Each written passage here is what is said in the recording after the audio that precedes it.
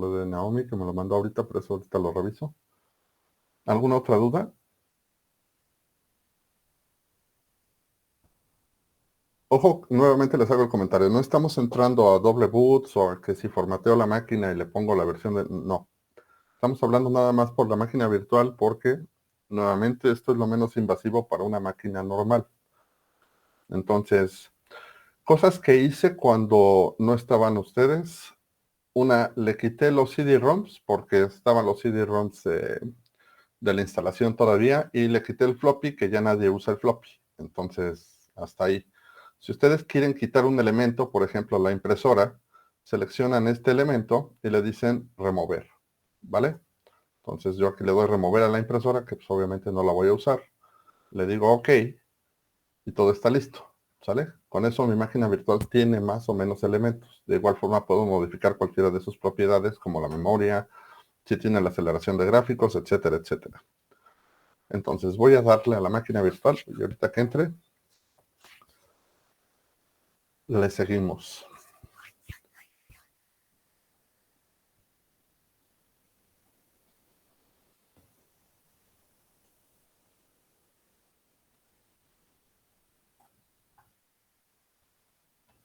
Vale.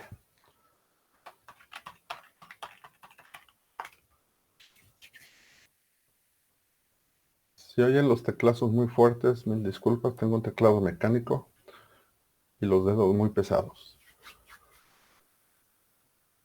Entonces, aquí tengo la máquina virtual hasta donde la dejé, ya habíamos hablado de lo último y quiero ver hasta dónde me quedé. Para eso voy a abrir una terminal y voy a abrir el browser, que es lo que estábamos utilizando la vez pasada, y restaurar mi sesión para ver dónde me quedé. Ok, tengo aquí el Turtlebot y tengo la pestaña de simulación.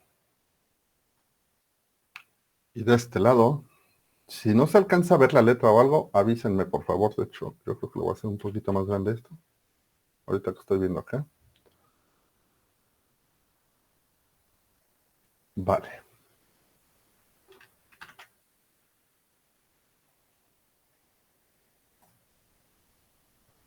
Ok.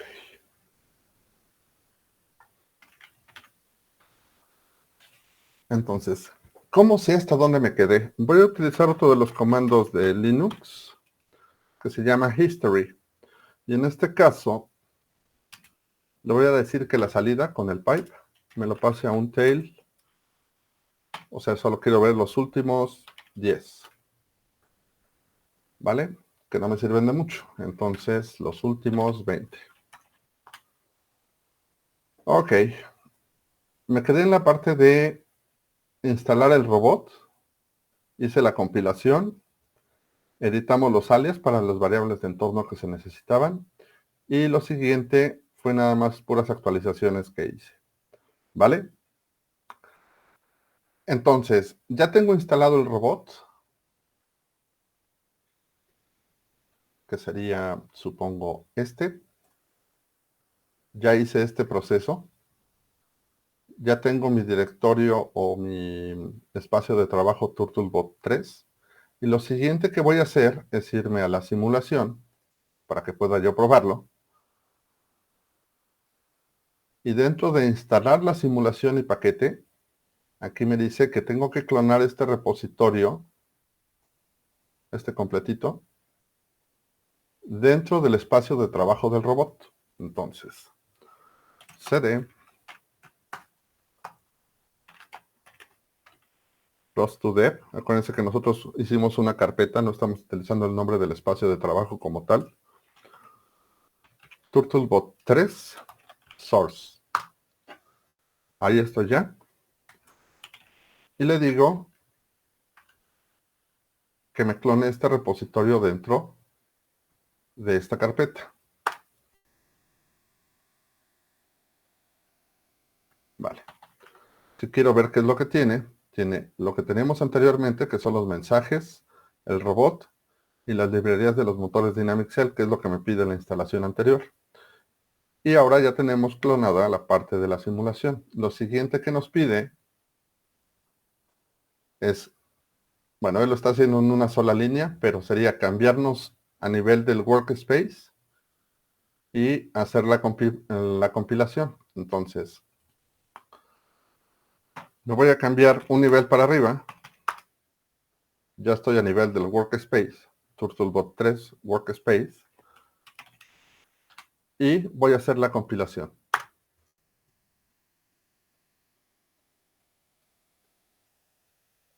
Ahí me salen todos los warnings, pero eso es problema de ellos. Mientras no sea error, ustedes no tienen problemas, por más que diga aquí warning. En este caso, el warning que se está refiriendo simplemente es de una librería que ya no se usa.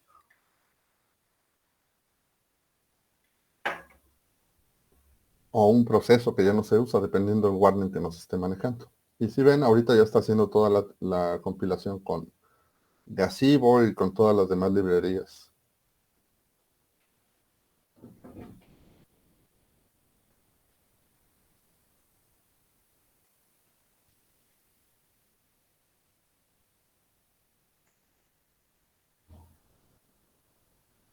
Tres paquetes con standard error. Ok, no, están bien. Vale.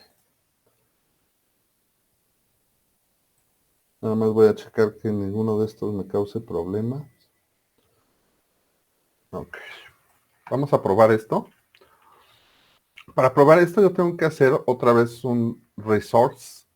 Es decir, que vuelva a tomar todo. No, ya lo tengo puesto desde el inicio, perdón. Es que no me acordaba. Es decir, yo ya tengo mi paquete de Turtlebot 3 dentro del path de los diferentes paquetes de ROS. Nada más quiero ver si lo dejé ya activo.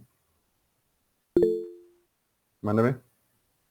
¿Qué pasó, Marco? Sí, ¿podría decirme qué hizo después de entrar al source? Ah, hice el clon del repositorio de las simulaciones. Esto que está aquí. Es de sabor, ¿eh? Ah, ok, ok, sí, ¿Sale? sí, gracias. Cloné este repositorio dentro del source. Dentro del espacio de trabajo de Turtlebot 3. Es que según yo eso ya lo teníamos. Sí, pero lo teníamos para la parte de la instalación del robot. Es decir, teníamos Ah, esos ajá, tres. ¿Sale?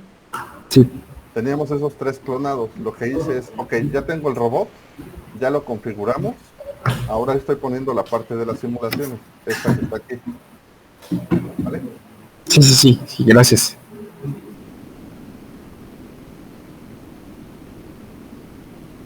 Entonces ya tengo habilitado mi ROS. Lo siguiente que me están pidiendo es que lo pruebe. Entonces, me piden esta variable de entorno, pero hasta donde tengo entendido lo pusimos en los alias. Voy a revisar el archivo de alias, nada más para ver qué tengo ya puesto y qué no. Por eso voy a utilizar el editor por default que viene instalado en Ubuntu, que se llama Nano. Y acuérdense que los alias, es decir, las configuraciones que van a servir como alias, están en un archivo en particular, o los pusimos en un archivo en particular que se llama bash alias. Perdón. Punto, porque es oculto, bash alias. Ok, ya tengo el setup aquí, de donde está la instalación de ROS. Tengo el direccionamiento a los espacios de trabajo. Tengo el domain y localhost only, que es lo que me pide la instalación del Turtlebot, pero no tengo esta variable de entorno como tal. Me voy a salir de aquí con control X, aquí aparece abajo. Y lo que necesito es exportar esta variable de entorno. Entonces, como tal, voy a copiar esta línea. Le doy pegar. Para pegar, acuérdense que si lo copiaron, basta con que le den clic y le digan paste o oprimen la tecla control shift B. Y con eso lo imprime. Digo, lo pega. Entonces ya le di un export y lo que me dice es que tengo que lanzar esta línea. Turtlebot 3 Gazebo Empty World. Lo que no estoy seguro es que como dice la compilación, bueno, lo más fácil sería volverle a hacer un source para garantizar que lo que yo acabo de compilar esté.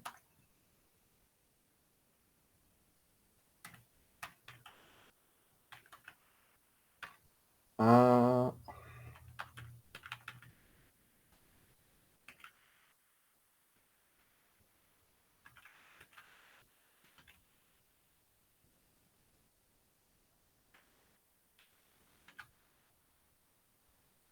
ya.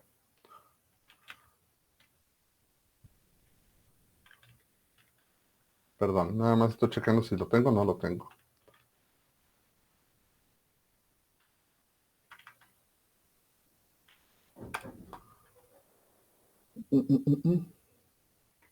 No, sí lo tengo que hacer. Entonces, nada más voy a verificar acá. Para hacer un resource de todo el espacio de la terminal, basta con que yo le diga aquí source. En este caso, dentro del directorio home.bash rc. Y con eso hago un refresh de todo lo que venga junto con el archivo de alias y todo lo demás. Perdón.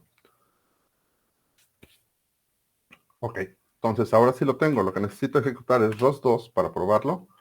Launch. En este caso va a ser TurtleBot 3. Y quiere Gazebo. Y lo siguiente es empty world.launch.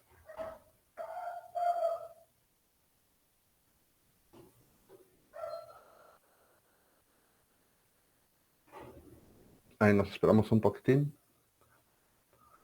A ver si funciona, no funciona o qué funciona.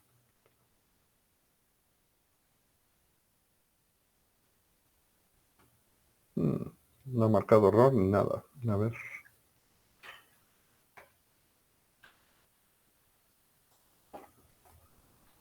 Voy a ver si está habilitado algo aquí. ROS2. Node list. Ok, si está el de Gazebo.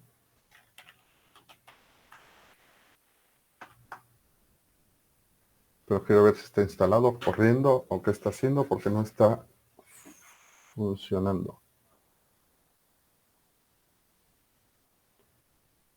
Ok, ahí está funcionando. Vale.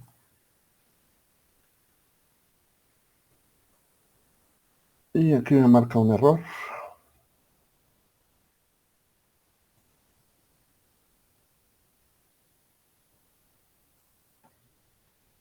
Ok, control C. Vamos a ejecutarlo otra vez. Listo. Creo que nunca habíamos ejecutado Gazebo, entonces no me lo estaba poniendo.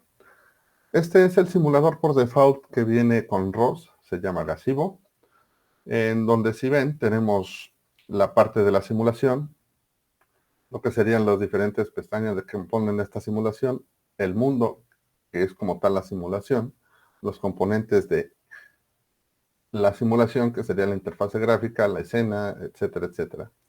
Si yo quiero insertarle alguna cosa, aquí tengo diferentes objetos y diferentes direcciones donde yo puedo insertar modelos diferentes, las diferentes capas que componen la simulación, que en este caso no hay. Y de igual forma tengo la parte del cursor, la parte para mover, la parte para rotar, la parte para escalar, el objeto seleccionado. En este caso tengo las primitivas que yo puedo agregar, lo que serían los puntos de luz, los spots de luz, o si yo quiero una luz direccional, etcétera. ¿Sale? Yo con el botón, bueno, antes de eso, aquí tengo el tiempo de simulación, el número de iteraciones y lo que sería en mi caso los frames por segundo, que es lo que yo más me fijo cuando estoy en una simulación, que en este caso yo tengo 62. Ahora, para moverme aquí, le doy clic con el botón izquierdo y hago el pan. Manteniendo oprimido el botón izquierdo del mouse, yo puedo hacer el pan a donde yo quiera, ¿vale? Con el botón derecho tengo lo que sería la parte del menú. Con la rueda del mouse, hacia arriba o hacia abajo, hago un zoom. y apretando la rueda del mouse o el tercer botón, como ustedes lo tengan configurado dependiendo de su mouse, hago la parte del giro. Lo mantengo oprimido y según lo vaya moviendo, hago lo que sería la parte del orbit de la cámara de la simulación. Entonces aquí hago el zoom y aquí tengo el robot, ¿vale?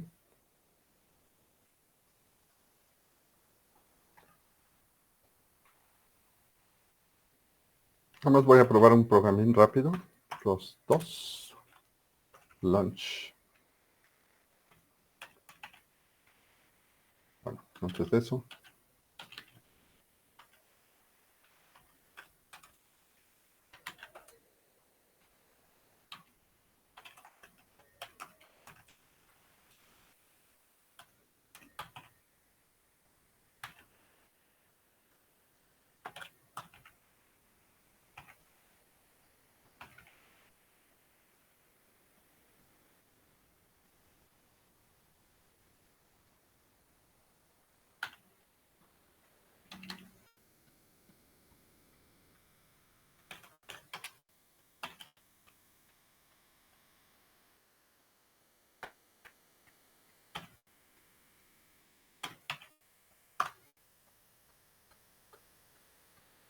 Estoy ejecutando un programa para la parte de teleoperación.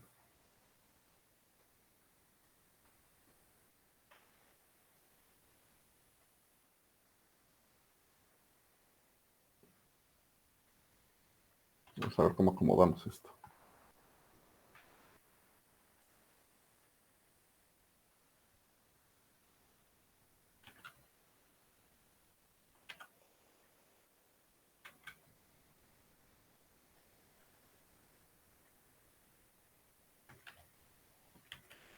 Ok. Y ahí veo que la simulación sí funciona, ¿vale? En este caso estoy ejecutando este programa que se llama ROS2 Teleoperation y el programa se llama como tal Teleoperation Keyboard, en donde me dice, para moverte con W hacia adelante, con X decrementas la velocidad lineal, con A incrementas o te mueves en sentido, te mueves a la izquierda pues con la velocidad angular y con D te mueves a la derecha con la velocidad angular. Entonces aquí tiene los parámetros, en donde si yo le muevo con la D, lo pongo a girar, con S lo detengo,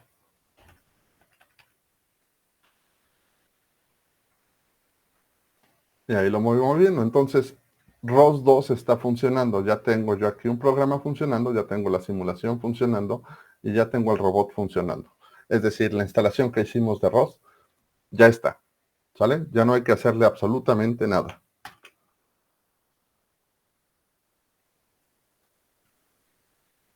Voy a parar el programa con Control C.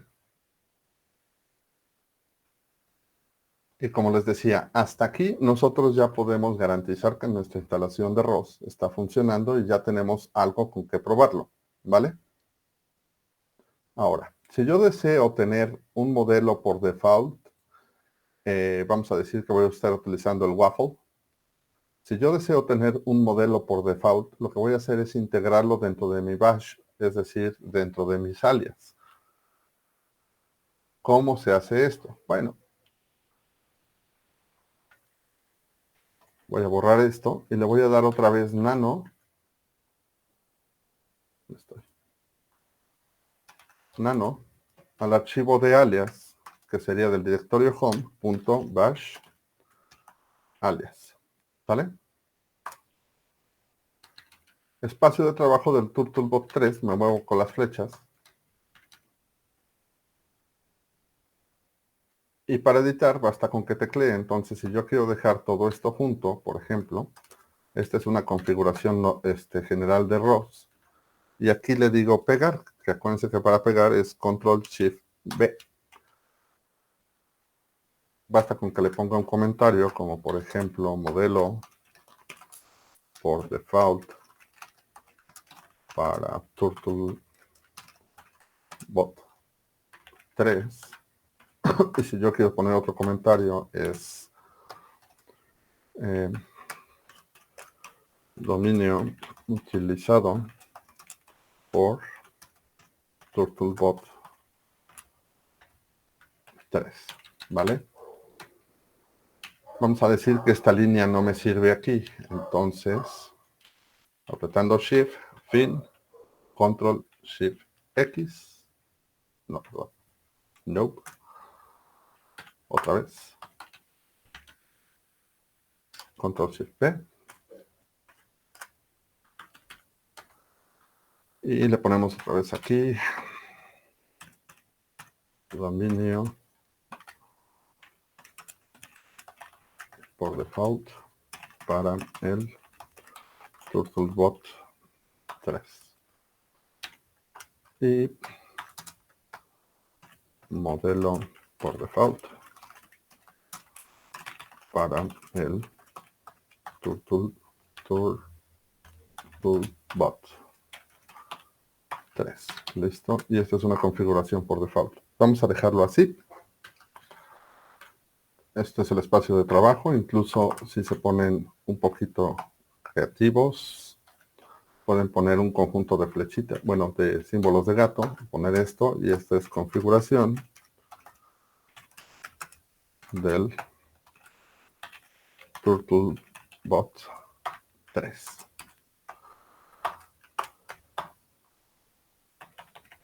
Acuérdense que como son comentarios, pues no cuentan. Entonces, estas 3 líneas sirven más como explicación para ustedes que para el objeto del, perdón, que para el propósito del archivo como tal. Ok, vamos a decir que lo queremos guardar, ya sea que oprima Control O para escribir la salida, me va a preguntar si lo quiero reescribir, o si le doy directamente Control X, me va a decir que yo hice cambios aquí, que si los quiero guardar. Entonces yo le doy generalmente Control X, me pregunta si quiero salvar los cambios, le digo sí con Yes, me dice que si quiero sobreescribir el archivo, le digo que sí, ¿vale? Y nuevamente para hacer un refresh de esta terminal, le digo source del directorio home bash rc. Ups, source. ¿Vale? ¿Cómo puedo saber si ya hizo los cambios? Bueno, agregamos lo que sería la variable por default para el Turtlebot 3, que en este caso era burger en un principio. Es decir, nosotros pusimos esta. Bueno, yo quiero consultar cuál está, lo cambiamos a waffle. Entonces voy a borrar esto y en lugar de export le voy a decir echo la variable, las variables de entorno en Linux están especificadas por el archivo de pesitos, el nombre de la variable. Y en este caso me dice que lo que contiene la variable Turtlebot 3 es la palabra waffle, la que pusimos allá arriba. Si lo quieren verificar otra vez, pues nada más le damos el launch.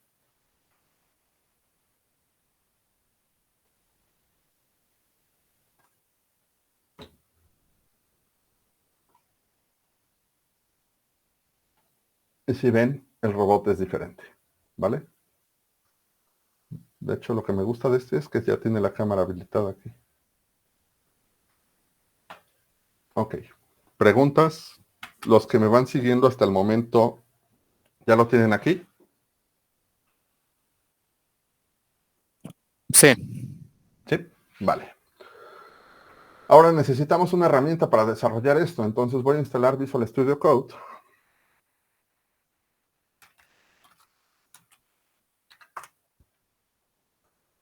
Busco Visual Studio Code. Le digo que me lo descargue el .dev para distribuciones de Debian Ubuntu. Aquí se va a tardar lo que se tenga que tardar para instalarlo.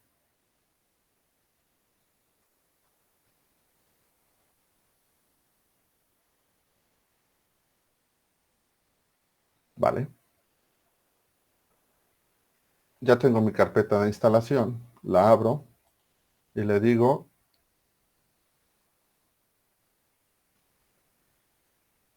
que me la instale. Permítanme un segundito. Un segundito, por favor, porque me están llamando acá.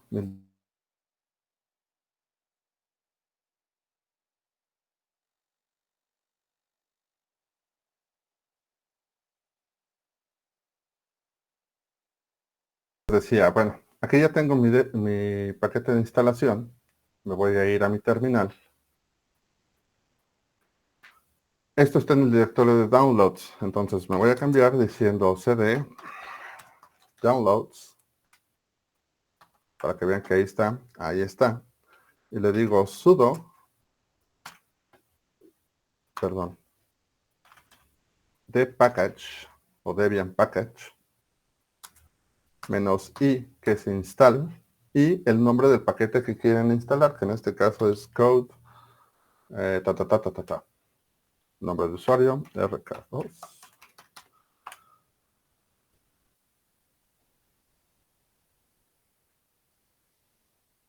Está instalando todo esto, y listo, ya está instalado. ¿Cómo sé que ya está instalado? Me voy a cambiar otra vez a mi directorio de trabajo, cd ros2 dep. Si se acuerdan, yo tengo dos espacios de trabajo, el Turtlebot 3, que es el que he estado manejando, y en este caso, ROS2. Me voy a cambiar a ROS2 Source. De hecho, creo que me está causando mucho ruido este. Vamos a minimizar. Y este ya no lo necesito. ¿Vale? Y aquí adentro le voy a poner code, que es para utilizar Visual Studio Code. Punto. Punto significa el directorio actual. Para los que no estén familiarizados con esta nomenclatura, profe, ¿sí están grabando la reunión? Sí, hasta donde sé, sí. Para los que no estén familiarizados con el punto, de nada, Jocelyn. Dos puntos es la indicación o el puntero del directorio anterior al directorio que estoy. Es decir, estos dos puntos están apuntando a ROS2 Workspace. Por eso cuando le ponen ustedes cd punto punto, le están diciendo cámbiate al directorio anterior. ¿Sale? Es una abreviación. Si ven, me cambio de source a ROS2.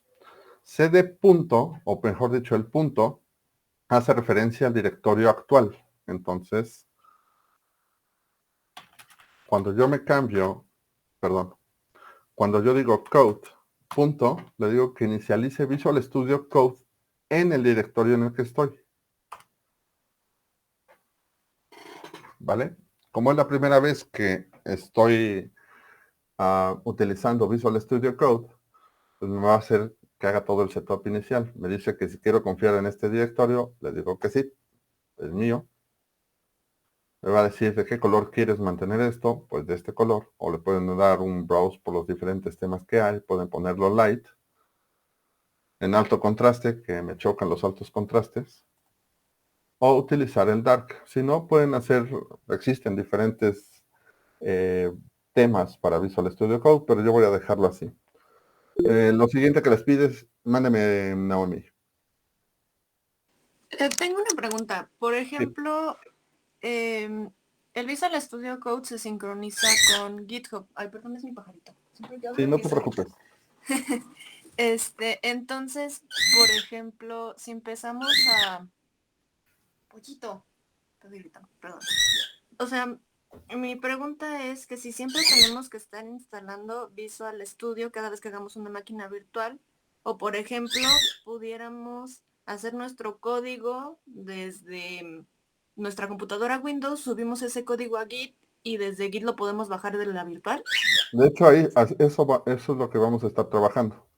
Ok, La clase en particular, voy a ponerla de temas selectos pues para que lo vean.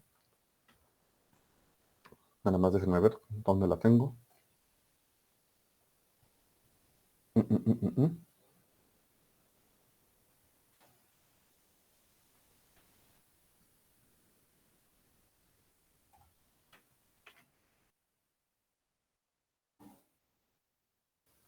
Ay, Dios. A ver.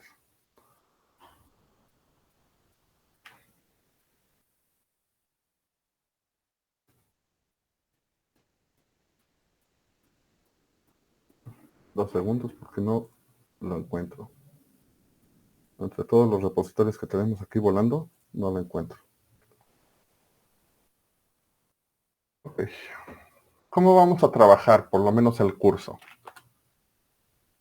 Nosotros generamos un repositorio de GitHub en donde vamos a estar generando todo el código de la clase y lo vamos a estar subiendo a este repositorio, por ejemplo, el último ejemplo que hemos estado haciendo.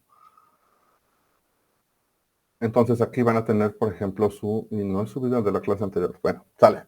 Aquí vamos a tener todo el código que nosotros desarrollamos en la clase, con el fin de que ustedes puedan consultarlo en el momento que quieran y pueden ver si existe una discrepancia en el ejemplo que ustedes estén haciendo. Pero para este curso en particular, nosotros vamos a estar creando diferentes tipos de repositorio. Obviamente vamos a estar creando el repositorio de la clase, que se llamará de alguna forma, que todavía no le ponemos nombre. Ahí vamos a subir todo el código de clase. Y por equipos vamos a estarles creando sus repositorios para que ustedes puedan subir el código que vayan generando para su proyecto de este curso en particular. ¿Con qué fin? Con que nosotros lo revisemos y cuando lo veamos tengamos, o si tienen ustedes alguna duda, es que no me jala en la línea 60. Ah, no sé cuál es el error de la línea 60. Yo me meto a tu código y lo veo. O si yo necesito bajarme tu código para probarlo, yo ya lo puedo probar. Ahora, con respecto a la pregunta de Naomi, sí, una buena práctica como ingenieros mecatrónicos es que ustedes ya tengan su repositorio personal, que en este caso el mío no lo tengo, pero bueno. Ustedes como ingenieros mecatrónicos deben desarrollar código que va para embebidos, código que va a ser un driver, código que sirve para una aplicación, código, etcétera. Y esos repositorios son suyos. El punto de tener un repositorio, en este caso en un administrador de repositorios como GitHub, existen otros, pero vamos a basarnos en GitHub en este momento, es que ustedes puedan, si están en la escuela, tener el código, descargarlo o hacer actualizaciones de ese código, volver a hacer la actualización al repositorio y si se van a su casa, pueden volver a hacer ese cambio o esa actualización sin tener ningún problema. Y eso es lo que vamos a configurar. Para el curso, yo voy a configurar el repositorio que va a quedar y yo voy a estar haciendo todos los cambios aquí y ustedes van a poder descargarlos en donde estén, ya sea su máquina, la escuela o donde sea. Pero de manera personal, de hecho, todos los cursos que van a ver o de los que les mandé, tienen, por ejemplo, repositorios de GitHub donde pueden estar descargando el código. Y ustedes, ya como ingenieros mecatrónicos, les sugiero que sí, que por favor lo hagan. Esa es una de las prácticas más modernas. Voy a utilizar, por ejemplo, la referencia de la doctora Madi, que siempre me gusta utilizarla. Esa es la página personal de uno de los contactos que les puse, que en este caso es la doctora Madi Babayas. ¿Sale? Necesito que noten una cosa aquí. El URL dice github.io. Una de las ventajas de la plataforma es que les permite hacer este tipo de páginas que se llaman páginas personales, en donde en la página personal pues dice ella quién es, dice ella sus videos y sus investigaciones, lo que ella quiera publicar, etcétera. Es decir, la información de ella. Miren, por ejemplo, ella tiene un rover aquí y un caminante por acá. Pláticas que ha tenido, publicaciones que ha tenido, etcétera, etcétera. Por otra parte, si ustedes se van, vamos a poner por acá. Le voy a copiar esta parte del URL para que vean dónde está.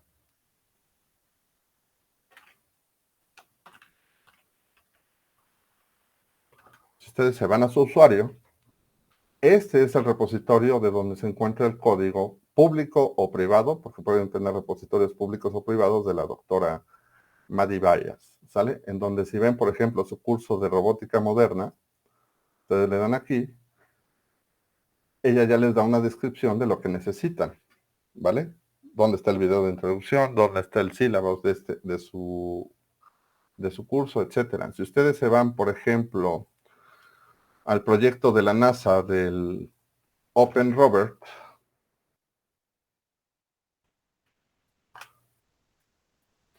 también es un repositorio de GitHub en donde pueden encontrar tanto la parte de los documentos como las imágenes, como todo lo que ellos consideren que necesitan ustedes saber para que puedan hacer su proyecto. Por ejemplo, este es el Robert o la plataforma abierta del Robert de la NASA. ¿Vale? Y aquí ya les da todas las ligas y toda la información de las diferentes cosas que necesitan. Entonces, ustedes como usuarios, que no me quiero loguear en esta máquina porque luego se me olvida y les paso la máquina con mis usuarios. Esta es la mía. Si ven, aquí está mi calaca que siempre uso. Estos son mis repositorios públicos y yo, por ejemplo, tengo repositorios para utilizar IoT con Amazon Web Services. Entonces aquí pongo qué es lo que estoy haciendo. Y en este caso, creo que nada más tiene la función lambda que estaba utilizando dentro de la nube para poder jalar esto, las políticas. Y tengo aquí pues, lo que sería la parte de la comunicación. ¿Vale? De igual forma, tengo otras cosas más avanzadas. Por ejemplo, aquí tengo ESP, con el ESP32 sobre la plataforma de la nube de Amazon Web Services. Y todo este código ustedes se lo pueden descargar. ¿Qué es lo que yo hago? Bueno, vamos a suponer que esto lo hice en mi casa, porque de hecho esto lo hice en mi casa cuando estaba dando el curso de Amazon Web Services para otras personas, o bueno, para otro grupo, hace mucho tiempo. Y este ejemplo literal lo hice en mi casa. Y todo este código que desarrollé, se los envié a ellos. Y todas las actualizaciones se las envié a ellos. Pero si ven, esta es mi página, mi usuario, uno de los dos que tengo en GitHub. ¿Alguna pregunta? Sí, el GitHub.io es por parte de GitHub, o sea, que se veía como una página personal. Sí, tú creas Y cuando tú creas un repositorio, de hecho, es que no puedo crearlo porque no me he logueado. Bueno, ya voy a loguear. Tan, tan.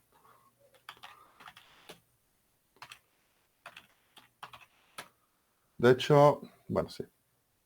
Ah,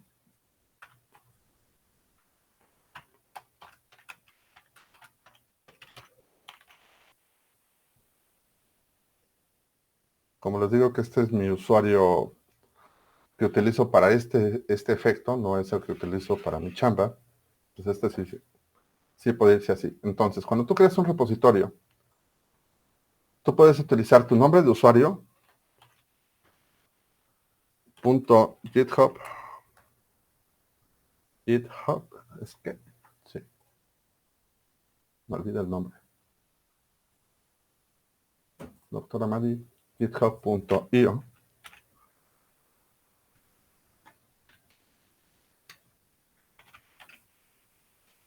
¿Vale?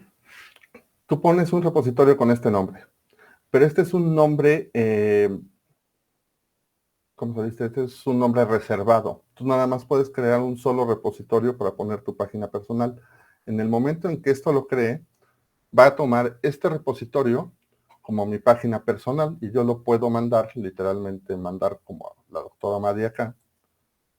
Y el código HTML que yo ponga aquí me lo va a renderizar como si fuera una página web, literalmente una página HTML. Eso es a lo que se conoce como páginas personales. Si quieres tener más información de eso, basta con que le des GitHub page. Ya sea tutorials, templates, etcétera, pero vamos a darle a los templates para que veas de qué se trata. Le das en image y tienes, por ejemplo, este tipo de páginas personales. Hay otros que tienen portafolios, hay otros que tienen aquí, bueno, esta es página personal. Y este Kahneman creo que es documentación. Entonces, si yo estoy, por ejemplo, haciendo un repositorio o mi repositorio o mi usuario es acerca del software que desarrollamos, como el de Open Robotics, seguramente ellos tendrán su documentación en este tipo de páginas. De hecho, si tú entras a lo que sería ROS, creo que lo tengo por acá, sí, ROS Humble Hasby, independientemente de que aquí dice docs.ros.org, que eso es un dominio de ellos y están utilizando ese nombre de dominio en lugar de github.page. Si tú te vas hasta acá arriba, dice Edit on GitHub. Cuando le das por acá, verás que toda esa documentación está puesta en este repositorio en particular que se llama ROS2 Documentation. Y aquí está todas las páginas que componen eso. Que tú me puedes decir, bueno, es que no aparece el HTML como tal. No. En este caso ellos están utilizando un generador de documentación. Si ves aquí tienen el fab icon, pero tiene el ROS index, la parte de configuración. Están poniendo la parte de configuración en Python, etcétera, el make, Sí, ellos están utilizando un framework como tal para la documentación. Y aquí, de hecho, te están diciendo que ellos están actualizando todo con Jenkins. Entonces, toda esta parte de documentación no la están dejando pública porque seguramente ellos están manejando el control. Entonces, tú directamente no puedes editarles nada. Nada más puedes mandarles solicitudes de que, oye, te voy a actualizar esto. Por eso no estás viendo los archivos que necesitas tú para actualizar. Y sí, también lo tienen por diferentes versiones. ¿Vale? Entonces, si quieres aprender más sobre páginas personales, basta con que le des GitHub Page y vas a encontrar diferentes templates. Y dependiendo del template que vas a utilizar, por ejemplo, este que es de Jekyll, utiliza un software tercero para que tú puedas utilizar este template como tal. ¿Sale? Al final del día, si yo pongo una página HTML que se llame index.html, es la página que me va a renderizar dentro de mi página personal. Pero como ellos, pues obviamente quieren tener una página de este estilo, con tipos de letras diferentes, etcétera, utilizan alguno de los diferentes motores. Por ejemplo, ellos están utilizando Jekyll, hay otros que utilizan Hugo, así se llama, Hugo Templates.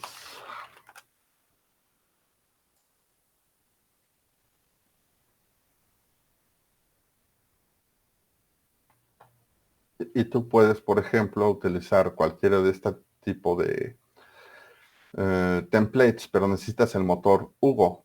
¿Cómo se hace? Pues bueno, dependiendo de qué es lo que vayas a hacer, tú lo tienes que instalar y lo tienes que configurar y le tienes que poner sus páginas. Pero lo más simple para las páginas personales es poner un archivo HTML que diga index.html. Todo lo pones ahí y listo. No tiene problema.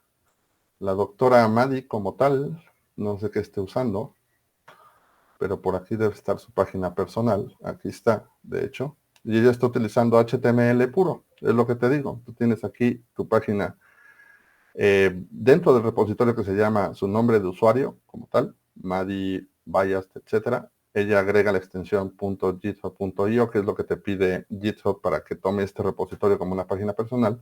Y lo único que está poniendo la doctora es el archivo HTML, index.html, en donde tiene todo lo que ella está presentando ahí puesto, ¿sale? Ella no está utilizando un motor como tal, todo lo tiene ahí puesto, ¿vale? Si tú quisieras hacer la tuya, pues ya pones tu nombre de usuario, .github.io, este repositorio tiene que ser público, colocas un archivo index.html y listo, con eso ya tienes tu página personal.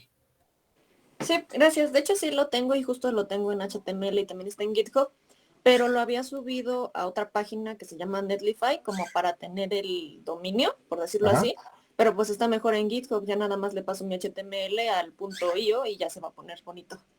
Sí, exacto. O sea, qué tan bonito se va a ver depende de qué tan buenos son con HTML. Y dos, estas páginas estas páginas que están poniendo de páginas personales se conocen como páginas estáticas. No tienen una comunicación con el servidor. Es decir, lo que pongan aquí es lo que va a estar. Y por ejemplo, otras páginas en donde si te mueves, hace esto, o tienen una base de datos, o etcétera, etcétera. Estrictamente no se los deja hacer GitHub, pero por eso utilizan motores como Jekyll o o Yugo, y lo que hacen es crear otro template, que por ejemplo hay muchas páginas de post, en donde si tú pones una publicación, lo que hace es crear otra página y jalas esa página estática dentro de otra página estática, es un relajo. O sea, como que le dan la vuelta. Pero si tú quieres una página como tal, así una página personal como tal, basta con que te encuentres un HTML que te guste, que te agrade, que quede así simplemente solo, que no utilice ninguna otra cosa rara. Lo copias, lo pegas, cambias las imágenes que necesitas y tú ya tienes tu página personal rápido y simple. Prácticamente en 15 minutos ya lo tienes hecho.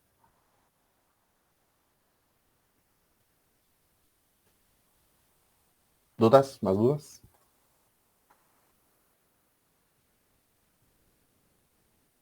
¿Nada? Entonces, ¿qué iba? Ah, esto. Disculpe, profesor. Sí, mande. Le mandé un mensaje preguntándole si se pueden convertir repositorios existentes en páginas así de .io. Nada más modificándole el No como nombre. tal, no como tal. Yo lo que te recomiendo es que bajes el repositorio X que quieres manejar, lo pasas a tu disco, creas el repositorio de página personal y si cumple con los requerimientos, el contenido lo pasas de uno a otro y subes la actualización de cambios. No sé si me expliqué. Sí, sí, sí. Sí, igual ya me respondió la otra parte de la pregunta. Es que, por ejemplo, yo utilizaba la parte de las wikis en lugar del Ajá. README y en las wikis igual lo manejaba con HTML, porque igual era como Mm, una tipo página web ahí dentro del mismo repositorio, más o menos. De hecho, yo recomiendo que...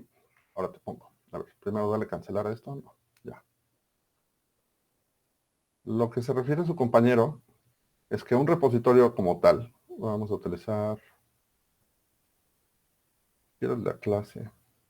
Bueno, vamos a utilizar el de la NASA, más fácil. Un repositorio como tal, no es nada más el código. Ahorita lo están viendo en forma de una página web, ¿no? Un conjunto de carpetas, un conjunto de archivos, etcétera, y el render del archivo por default. Perdón, una observación. En sistemas se vale el Spanglish, ¿sale? Entonces, si yo en algún momento digo render, no es que no quiera decir visualización. Es que en sistemas generalmente sí se vale decir voy a renderizar una página, con todo y que no exista en el español. Más que nada porque como toda la parte de codificación está en inglés, cuando tú a veces lo tratas de traducir como tal, pues la verdad como que se pierde y necesitas cosas que no son o simplemente no tienen una traducción directa. Ejemplo, buffer. ¿Qué es un buffer en español? No existe. Más vale llamarle buffer. Por otra parte, existen equivalencias. Por ejemplo, ¿cuál es la diferencia entre tag y label? En español, pues no, ninguno de las dos se traducen como etiqueta, pero en sistemas son dos cosas bien diferentes. Entonces, en sistemas, por lo menos para los que hablamos otro idioma que sea el inglés o tenemos un idioma materno que no es el inglés, pues se vale el Spanglish, y pues cualquier tropicalización que se utilice. Ahora bien, eh, independientemente de que tienen el código, las carpetas que componen el código y la visualización o el render del archivo por default que generalmente se llama readme, bueno, de hecho se debe llamar readme.md, extensión de Markdown, tienen aquí diferentes cosas y dentro de esas cosas tienen, por ejemplo, como aquí manejan bien el control de versiones entre equipos me refiero a todas las personas que están contribuyendo, que además de estos que ven aquí son 20 más, tienen la parte de issues, que son bugs que se reportan al código y las soluciones que se están poniendo y dónde se están implementando. Tienen la parte de solicitud para hacer actualizaciones al código, tienen foros de discusión, tienen acciones en caso de que esto tenga un procedimiento, creo que no, sí, tienen todas las partes de acciones que se le hicieron, todos los cambios que se hicieron, todos los merge, todos los diferentes tipos de cambio y cuándo se ejecutaron. Si ven aquí te dice hace 2 días con 55 segundos, etcétera, y se hizo al branch master, ¿sale? Y tienen la parte de proyectos, ¿sale? para ir manejando el proyecto como en equipos de trabajo, la parte de seguridad, los insights, y de este lado tienen la parte de la wiki, que no la veo, espérenme tantito. La wiki como tal es una Wikipedia para este repositorio en particular, en donde ustedes pueden tener la información de este repositorio, ¿sale? ¿Dónde está la wiki? Alguien la ve, me lo dicen porque esto me lo cambian a cada rato. Generalmente aparece ahí por donde está Projects, pero ahorita creo que esa no tiene wiki. No tiene wiki, ¿verdad? Ujú. Entonces escogí el único que no tiene wiki. Bueno, generalmente la wiki es eso, una wiki. Ustedes dicen o documentan su código ahí y tiene pues diferentes highlights de cómo se instala, dónde están, qué clases lo componen, no sé, depende mucho del proyecto, ¿vale? Ahora, hay gente que organiza todo esto como una página personal, toda la parte del código como una página personal. Eso es muy, muy visto cuando están documentando, por ejemplo, servicios o microservicios, etcétera, que tienen todo el API de desarrollo ahí. Hay otros que utilizan la wiki, ¿sale? Y hay, por ejemplo, los desarrolladores generalmente tienen su página personal como la de la doctora Mandy y todo el código lo tienes en la wiki y haces referencia en tu página personal al proyecto y su wiki para que consulten la documentación. Pero insisto, todo esto es muy apegado a qué es lo que estén desarrollando y cómo se organicen ustedes para desarrollarlo. Obviamente ustedes como personas se organizarán de X forma, y las organizaciones, por ejemplo, Open Robotics o el MRG o los que sea, tendrán una estructura que cómo van a organizar todas sus cosas. Entonces, sí es buena idea que ustedes, por ejemplo, se echen un clavado y vean todo eso, insisto. Ahora que ya tenemos los equipos de trabajo, vamos a estar mandando un chorro de información que contiene un chorro de repositorios. Échele un ojo y vean todos esos detalles finos para que vean cómo se están organizando ellos y ustedes puedan decidir con una organización personal. Les voy a mandar, por ejemplo, código que pertenece a una persona, que es como el de, ¿cómo le puse? Fernando. Francisco, creo que se llama. Uno de los contactos que les puse, además de la doctora Madrid. Sí, Francisco Martín, por ejemplo, él tiene su propio código y tiene además el código del libro. Y hay otras organizaciones como Open Robotics que tienen un chorro de cosas y que lo tienen distribuido de diferentes maneras, tanto para documentar sus foros, como para documentar sus códigos, como para documentar sus grupos, como para documentación. Entonces, sí es importante que le echen un ojo y guarden esos detalles. Y ustedes como ingenieros mecatrónicos, pues sí, lo que deben tener es ya su página personal de desarrollo. De hecho, cuando hagan bueno, si se inscriben en una red social para trabajo como LinkedIn, pues ahí ponen su página personal, los obliga a la página personal, y si ustedes pueden poner sus proyectos o quieren tener su currículum o tener algo parecido a esto, por ejemplo, si son investigadores, en donde dicen cuáles son sus publicaciones y poner la liga a la publicación, pues todo lo van poniendo ahí como si fuera un currículo abierto, ¿no? Incluso hay gente, no se utiliza ya tanto la tarjeta de presentación física, sino su tarjeta digital, tiene un código QR generalmente a su página personal, que es su currículum en línea, por así decirlo. ¿Vale? ¿Preguntas? ¿Podemos continuar? ¿O hay algo más de este tema?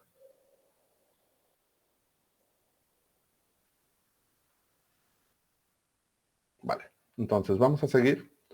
Voy a dejar ya la configuración porque ya me tardé mucho en este asunto.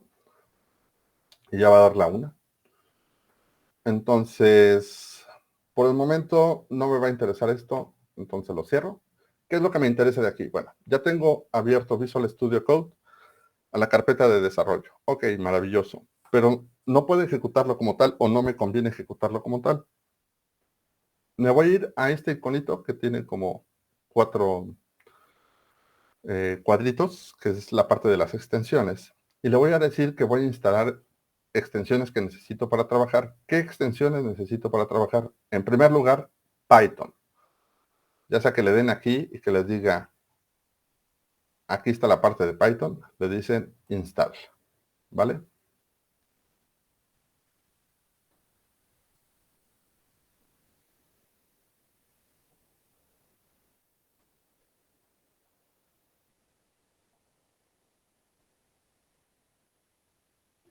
De una vez, escogen la de C++.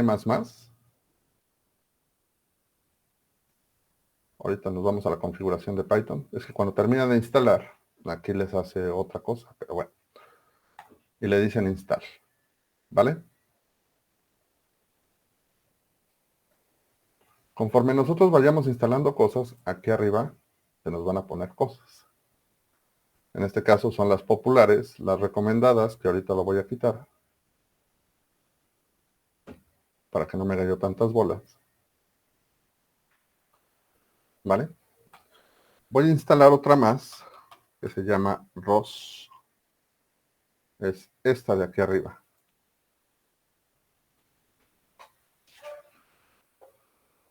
¿Vale?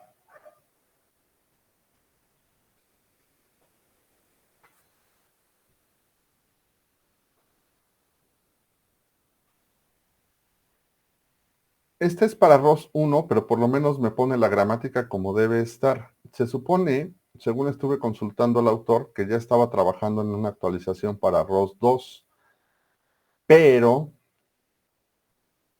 no le creo mucho. Aunque aquí, por ejemplo, me dice que la distribución que está poniendo es la de Foxy, que esa es de ROS 2, ¿vale? Entonces voy a checar bien esta, pero esta es generalmente la que hacemos por default para instalar todo esto. Esta no. Y la de CMake, que luego si necesitamos hacer cosas en CMake, ¿vale? La de CMake es esta, la que dice CMake TWXS, que es nada más para que me ponga la gramática. Eso es por si en algún momento, que yo lo dudo ya con la versión 2, pero si en algún momento necesito echarle un ojo o configurar algún archivo de CMake, pues esta ya me pone las cosas como deben estar, ¿vale? O sea, de CMake hay chorrocientas, voy a utilizar esta.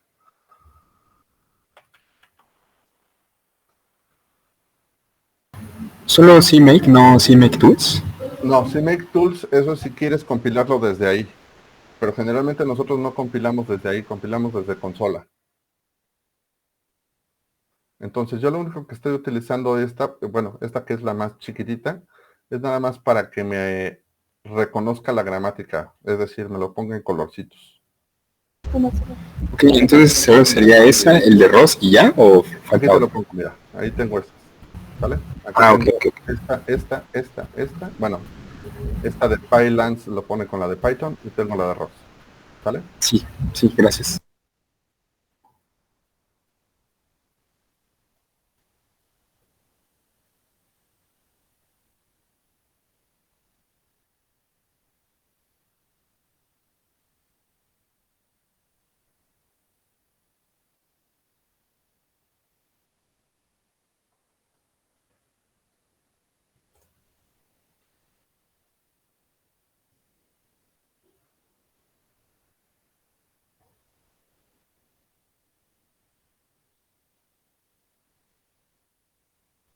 Entonces se supone que esta tiene soporte para ROS 1 y ROS 2, pero la voy a terminar de evaluar y si necesitamos hacer un switch a otra, yo les digo cómo hacerlo, porque aquí hay más.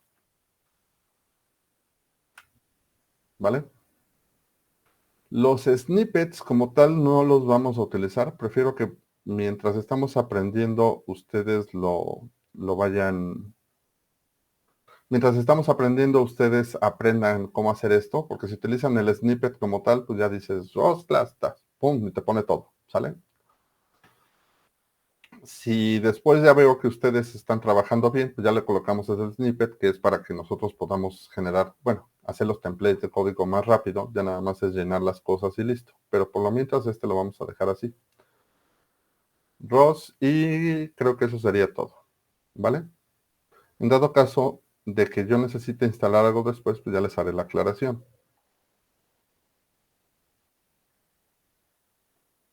Ok, sigo en source y no tengo problema. Vale. Ahora, ¿cómo creo un archivo aquí o cómo creo un nuevo programa? No me he metido todavía con ROS, ¿eh? Nada más le digo, clic con el botón derecho, New File, y vamos a decir que quiero un script de Python. Entonces le digo, bórrame .py. En ese momento, él ya lo reconoce como Python, empieza a activar las extensiones y empieza a inicializar todo lo que necesite inicializar. ¿Vale? Sale. Hasta ahí me quedé bien. De hecho, cuando inicializó aquí, no sé si llegaron a ver que decía inicializando ROS. Aquí ya me dijo que la versión que está corriendo de ROS es la ROS 2 Humble. Si yo le doy clic aquí, pues ahorita no muestra nada porque no estoy corriendo nada en ROS. ¿Vale? Lo siguiente que me pone aquí es que yo selecciono un lenguaje, pero me está detectando que ya estoy utilizando la variable de entorno de Python 3, que está dirigida a la versión 3.10 de Python. Entonces, si ven, no se ve muy claro, pero sí hace cosas. Si yo empiezo a teclear aquí, ya por ejemplo, voy a utilizar user bin o este script, se va a ejecutar con la variable de entorno de Python 3. Import OS, define main, no haz nada. Y si este script es el script principal, ejecuta la función main. ¿Vale? Esto digamos que es un script o es el template de un script de Python. Ups, perdón, control S. Lo que me interesa ver aquí, ya que instalé la extensión, es 1, ya me lo pone todo en colorcitos. 2, me da sugerencias del código. 3, si yo pongo una librería, por ejemplo, import ROS to CLI, ya la busca, ¿vale?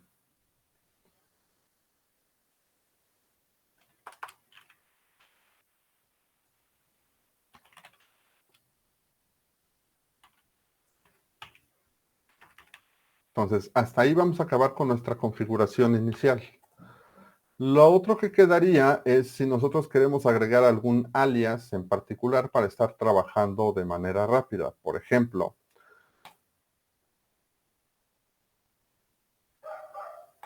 voy a cerrar esto, Visual Studio Code, y como no me gusta dejar basura, LL, para borrar algo, recuerden que es con remove, RM, bórrame. ¿Sale? Ya lo borré, ya no tiene nada ahí, ya está mi directorio de trabajo funcionando bien. Ahora, una operación que nosotros generalmente necesitamos hacer mucho es hacer el source. Bueno, aquí no he compilado todavía nada, entonces cd punto.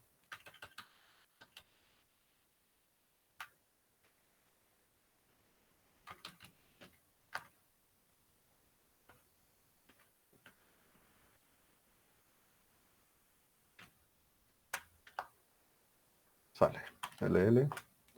Aquí ya tengo todo. Generalmente ustedes le dan un source. Oh, qué caray. Source. Voy a poner toda la ruta, entonces home, ROS, to dev, ROS 2, workspace, install, setup.bash. Generalmente necesitamos hacer eso. Cada que compilamos algo, tenemos que darle otra vez source, y otra vez source, y otra vez source, y otra vez source, y a veces se nos olvida. Y no queremos estar tecleando tanto. Entonces voy a copiar esto, le voy a dar copy, voy a editar nuevamente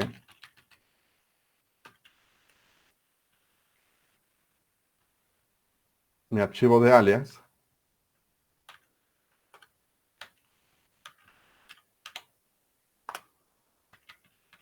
Y voy a crear un nuevo alias. Me voy a ir hasta acá abajo. Le voy a poner definición de alias.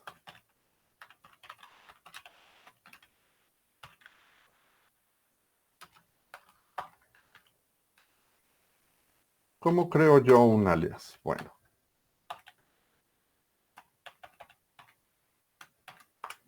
Vamos a suponer que yo quiero hacer más rápido o no teclear tanto la parte del source algo, que en este caso es el source al espacio de trabajo. Lo que le digo es alias, el nombre del alias que yo quiero hacer, por ejemplo, refrescar, que eso no existe en inglés, igual, y que ejecute lo que va a hacer, en este caso entre comillas, porque son varias líneas. Acuérdate que con Control Shift V hago eso, copio, digo, pego, y ahí ya tengo yo un alias.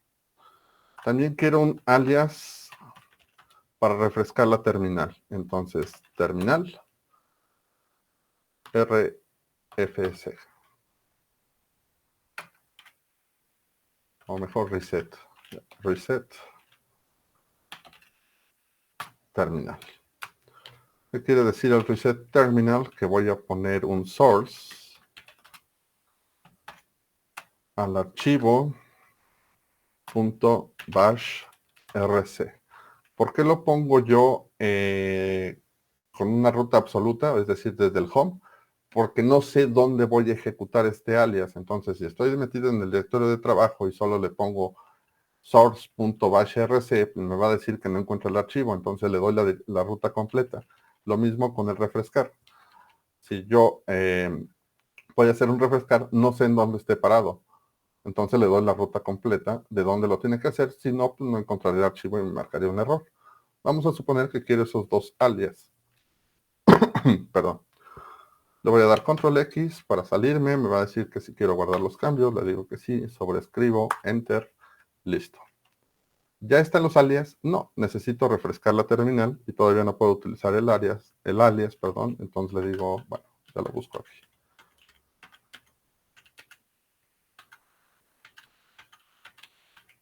Source.bash rc. Sale. No me marcó ningún error. Supongo que estoy bien. Y le digo refrescar. Si ven, ya me lo toma. Y ya está. ¿Sale? Si le digo reset terminal, RCT terminal, ya me hace el refresh al base RC. Ya no tengo que teclear todo eso. ¿Sale?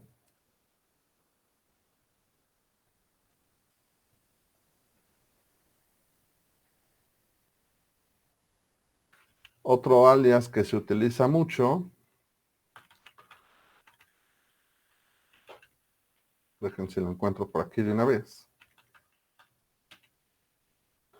Este. Generalmente cuando ustedes van a instalar algo, siempre les va a pedir que actualicen el administrador de paquetes y, bueno, en sus dos modos de trabajo, tanto el get como el normal. Entonces voy a copiar esto.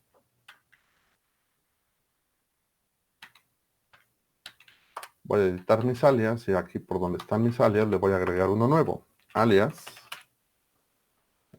¿Cómo le pongo? apt. O mejor para que no se confunda con alguno que exista, actualiza apt. Vale. Y eso va a ser igual. Control Shift B a esta instrucción, que de hecho son dos instrucciones. Le doy Control X, sí, Enter, y otra vez le doy un reset. Terminal, vale. Le digo actualiza apt. Como le puse un sudo, me pide el nombre de usuario, RK por 8. Y ahí hace lo que tiene que hacer, ¿vale? Para eso nos sirven los alias.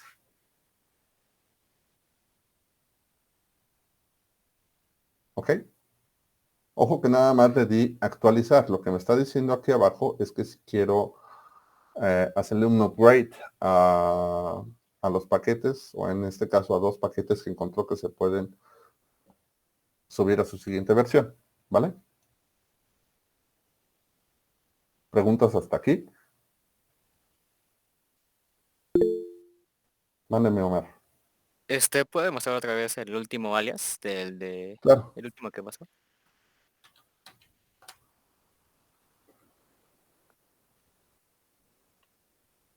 Ah, ya, gracias. Nada que. ¿Vale? El maestro Eric va a empezar con la introducción ahorita. Vamos a hacer una pausa de 5 minutos. ¿Te gusta, Eric? Sí, está bien. Ok, hacemos una pausa para que todo el mundo descanse de este tema. Esto sería la instalación básica. Ahora, cosas que voy a hacer que ustedes no van a ver, porque yo sí soy medio pegado a la consola.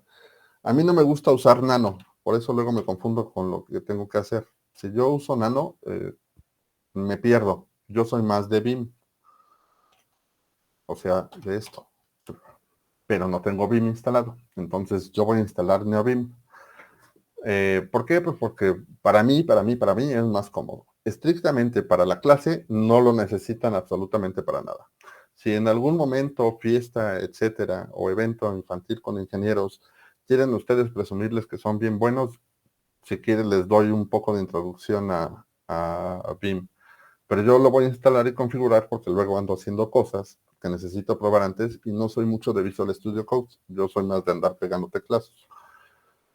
Otra cosa que voy a instalar, creo que eso sería todo. Y nada más déjenme ver la configuración de JIT. Menos global. Perdón, sin estos. Ah, ok, no tengo nada configurado con JIT.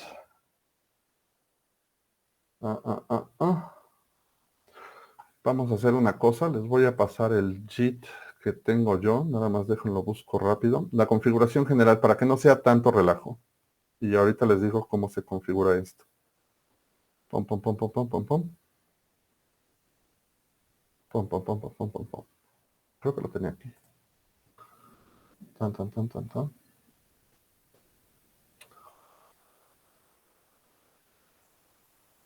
Aquí estoy. A ver. Doctora Madi, no. Adiós a la doctora Madi, ya no me interesa. Nada aquí. Nada acá. Adiós a la NASA.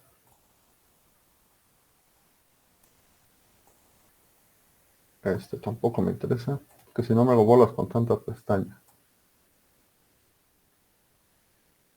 A ver. Vale.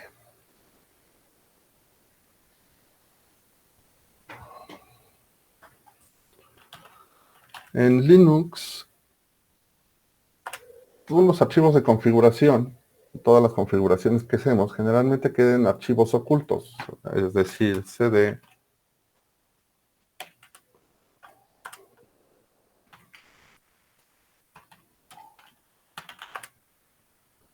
todo lo que hacemos en la configuración generalmente queda en un folder oculto o en un archivo oculto. Todos los archivos en Linux que estén ocultos empiezan con un punto. Entonces, a eso se le conoce en términos de programación como .files. Y los .files son archivos de configuración como tal. Y yo tengo chorrocientos de esos. Nada más quiero ver dónde dejé yo el de git config. Vale. Sí, este. Voy a bajarme este archivo como tal. Entonces, está en uno público. Voy a utilizar una de las propiedades de GitHub, que es el ver los archivos como tal, así en raw, en crudo, en texto. Voy a copiar esta dirección y le voy a decir, nada más que no sé si lo tengo aquí, wget. Ok, si tengo wget. Nada más déjenme ver si lo tengo también acá. Ton, ton, ton, ton. Segundito.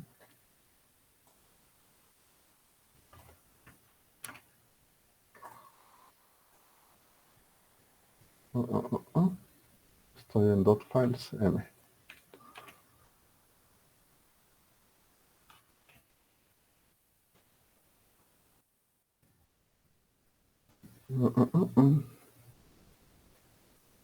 Ok.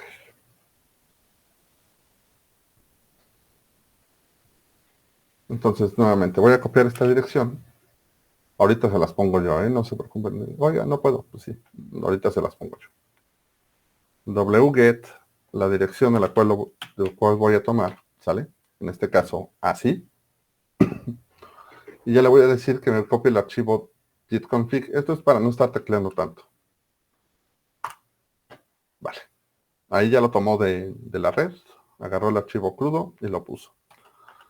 Problema es que este gitconfig no es un archivo de configuración de Git todavía. ¿Por qué? Pues porque no está oculto. Se llama como se debe llamar, pero no es un archivo oculto. Entonces le voy a dar un move gitconfig a punto gitconfig.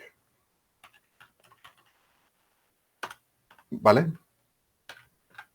¿Qué es lo que hice? Volverlo oculto. Ahí está. ¿Sale? Si vieron, cuando yo le pregunté de la configuración de Git, ¿dónde estás? La configuración global de Git me dice, no existe el archivo. Ahora le voy a decir otra vez que me diga la configuración de Git.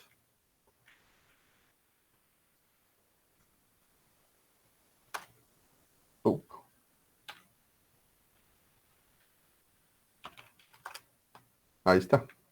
¿Vale? El único problema que tengo aquí es que este está utilizando NeoBeam. Entonces le voy a dar nano.gitconfig.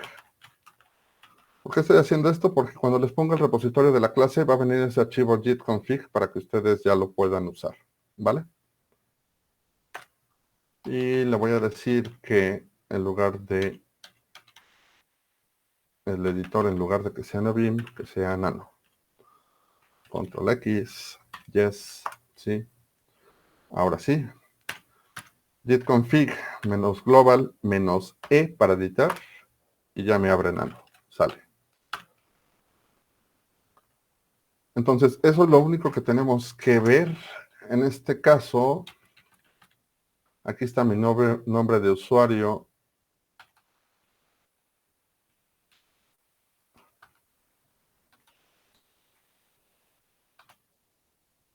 Está mi nombre de usuario y mi correo. Les voy a dejar esto así como tal, para que ustedes ya cuando hagan su máquina virtual y tengan su acceso de GitHub, lo que tienen que colocar aquí es su nombre de usuario, borrar este comentario, agarran y le borran con delete,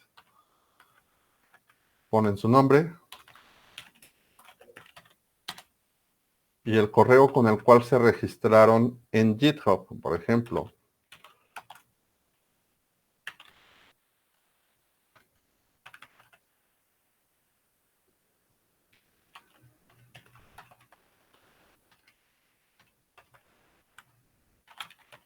¿Vale?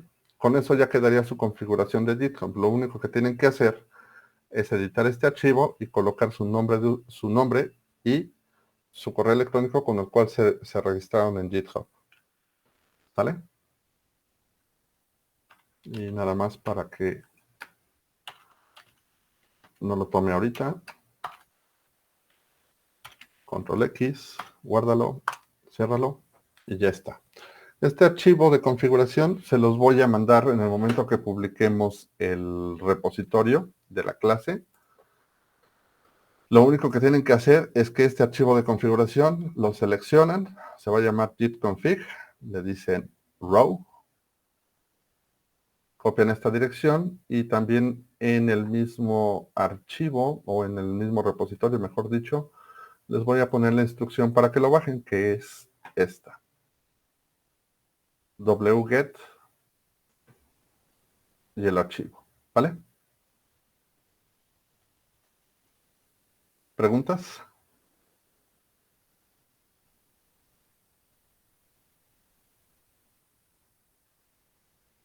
¿No? Todo bien. Vale. Entonces, hacemos una pausa de ¿cuánto, Eric? Si quieren de 5 minutos para que terminemos. Sale. Es la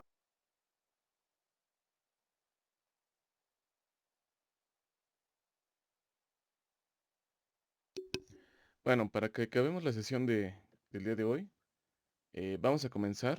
Entonces, uno de los puntos que queremos trabajar con ustedes, déjenme checar la grabación. Así es. Es que tengo que checar nada más que se esté grabando completo. Luego me falla el audio. Entonces, de aquí, eh, el objetivo ahorita de esta parte del curso, esencialmente es mostrarles los aspectos relacionados con la arquitectura de ROS. Entonces vamos a ver ahorita en el tiempo que nos queda lo que sería la definición propia de ROS y cómo esta ha variado conforme ha ido desarrollándose. ¿Qué es ROS? O sea, ya no solo de qué está compuesto, cuáles van a ser sus partes, las diferencias que pueden encontrar entre ROS 1 y ROS 2, dado que algunos de ustedes ya tienen alguna experiencia programando en ROS 1. ¿Cuál serían las ventajas que presenta ROS 2 y por qué es diferente? ¿Y por qué no podríamos combinar? Eh, Utilizar un programa, así como si utilizáramos una versión vieja de un archivo, por ejemplo, de un editor de textos de Word, a una versión actual. eh, a veces sí podemos hacer la compatibilidad, pero hacemos que hacer una transformación. Vamos a ver por qué no es posible hacerlo de manera tan directa. Y eso tiene que ver esencialmente cómo está estructurado el programa, que es mediante un uso de un protocolo que sería Data Distribution Service, un DDS. Y vamos a ver nada más a detalle, de manera, eh, digamos, resumida, lo que sería la parte de la arquitectura de ROS 2. Entonces, en cualquier momento, ustedes pueden alzar la mano y pueden preguntar para a lo mejor contestar alguna duda. Entonces, vamos a pasar primero con la definición. Entonces, para poder saber qué es ROS, primero tendríamos que, perdón, saber qué es una arquitectura en software. Entonces, en software, una arquitectura se le conoce como un conjunto lógico de instrucciones que son patrones, que son abstractos y que van a tener un marco definido, es decir, van a estar envueltos en un entorno, el cual los va a limitar y nos va a proporcionar con el control de ellos. Y eso lo hacemos mediante el código fuente. Ahora, un detalle que empezamos es que cuando empezó el concepto de ROS, ROS empezó como la intención de crear un sistema operativo. Por eso es que se llama ROS, Robotics Operating System. Pero en un inicio lo que tenía ROS es que estaba planteado como una herramienta única. Conforme se desarrolló de manera abierta, varias personas se fueron involucrando en la realización de el sistema, por decirlo de alguna manera, y se dieron cuenta que no era muy complicado, para no decir casi imposible, el desarrollar un sistema operativo como tal. Entonces, de ahí lo que trabajaron fue mejor dividirlo en partes.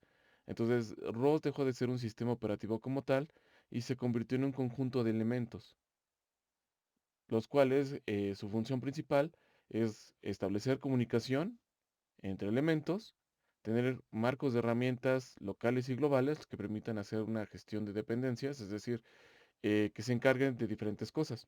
Entonces, ahorita ustedes han trabajado o los hemos puesto en el curso a que, por ejemplo, estén programando en Python. Todavía no llegamos a la parte de suscriptor o publicador, pero la mayoría ya conoce esos conceptos. Entonces, de ahí se manejan diferentes cosas, pero son para manejar la información. Después, si queremos nosotros saber si el comportamiento es adecuado, utilizaríamos, por ejemplo, Arbis. Y para controlar los movimientos dentro de Arbis, lo que utilizaríamos sería publicadores y suscriptores. Publicadores para mandar la información a las juntas y que el robot se vaya a mover, sin importar si es un robot serial o un robot móvil. Y para conocer el estado del robot, lo que nosotros hacemos es medir o sacar esa información mediante algún tipo de suscripción o un tipo de mensaje. Y más adelante lo que pasó es que se crea un ecosistema. Estas palabras son, son los conceptos básicos dentro de lo que sería el manejo de ROS. Entonces, ya el ecosistema de ROS está puesto esencialmente para trabajar idiomas, aunque aquí está traducido como idiomas, en realidad son lenguajes de programación, porque en un principio, como fue abierto, mucha gente empezó a trabajar y a utilizar diferentes códigos. O sea, una de las complejidades de aprender ROS es que se puede utilizar, actualmente se puede utilizar Python, pero también se puede utilizar C++. Podríamos utilizar Java o podríamos utilizar algún otro lenguaje de programación. Y aparte, estábamos utilizando, por ejemplo, CMake para poder definir el contenido de los paquetes de ROS, igual la configuración dentro del package. Entonces, estamos manejando diferentes lenguajes. Entonces, eso es lo que a veces resulta un poco complicado. Y al final todo eso se va a traducir en comportamientos que nosotros le vamos a pasar a un motor. Y ahí lo que vamos a utilizar van a ser drivers o librerías específicas para hacer algún tipo de operación. Entonces, al final, lo que nosotros podemos definir como lo que es ROS es un conjunto de algoritmos que son un código abierto que nos permite desarrollar herramientas relacionadas con robótica. Por lo tanto, ROS ya dejó de ser un sistema operativo per se. Ahora, esto nos llevaría a entender cuáles son las diferencias principales entre los dos tipos de herramienta. ¿Cuál es la diferencia entre ROS 1 o ROS 2?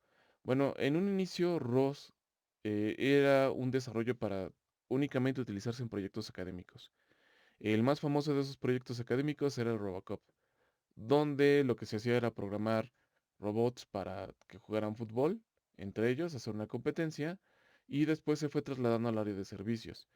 La idea es que los equipos que participaban debían de dejar sus códigos abiertos para que alguien más tuviera el acceso y pudiera hacer sus propias modificaciones, adecuarlo a lo que ellos tuvieran.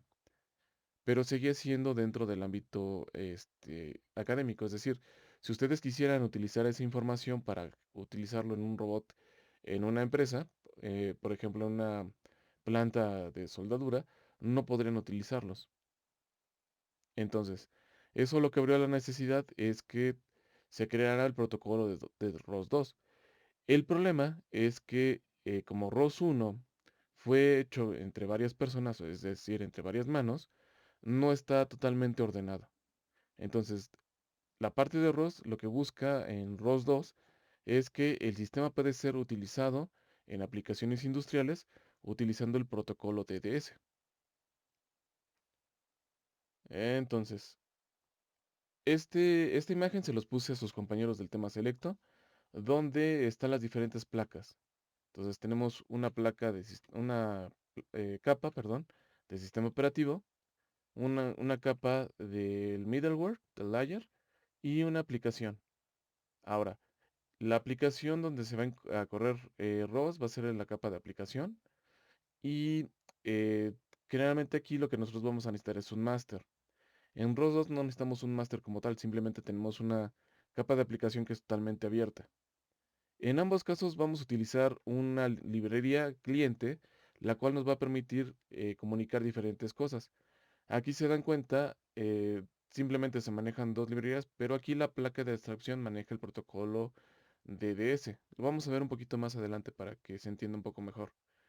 Y antes, nada más la capa del sistema operativo corría Linux. Actualmente, ROS 2, por decirlo de alguna manera, puede correr no solo en Linux, también puede correr en Windows, en Mac y en RTOS. Nada más que todavía digamos que es el inicio.